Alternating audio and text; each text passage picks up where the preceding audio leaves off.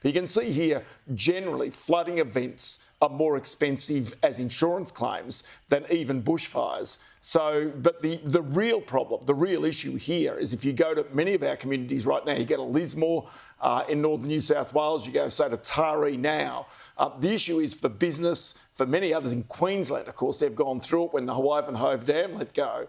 It's then, how do you protect these? Now, if you can't actually have the insurance company, because, I often say that insurance companies are like bookies. Basically, what they do is that they basically take the odds of an event happening, be it a flood, a bushfire, or you even losing your life, and then they set the odds accordingly.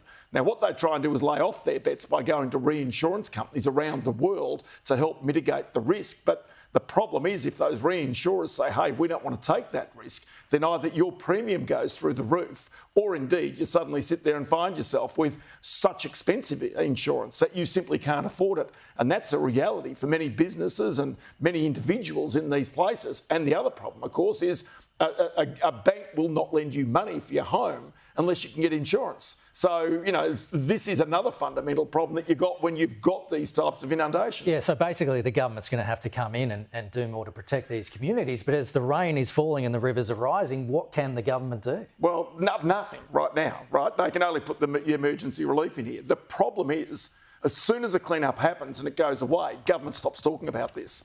And really, even though everybody knows what the problem is, because it always recurs, the fact of the matter is that it goes into the too hard basket. And the reality is that government has to spend many tens of billions of dollars to mitigate in many of these areas. A good example is the town of Roma, where they did put a decent levy in place and really was able to help that community.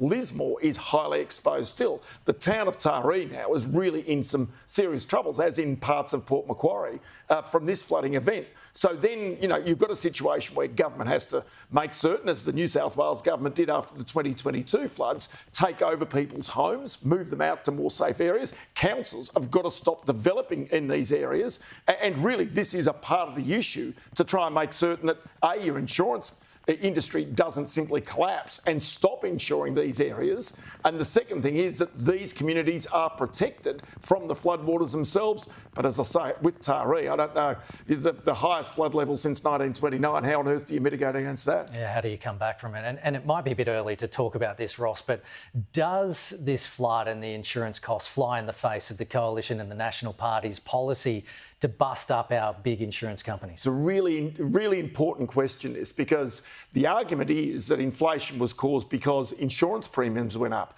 Now, insurance premiums went up because of the floods, of the bushfires, the natural disasters that are around the place.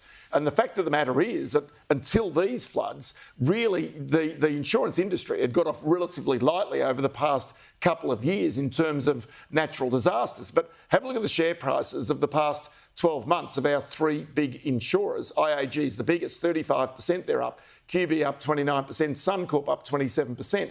They're helped by investments markets being strong. Now, this is the argument that the Nats would put and that some would put, that maybe these companies are too big. But frankly, if I'm in one of these flood zones right now with insurance, I also want to make certain that these insurance companies are big enough to play my claim.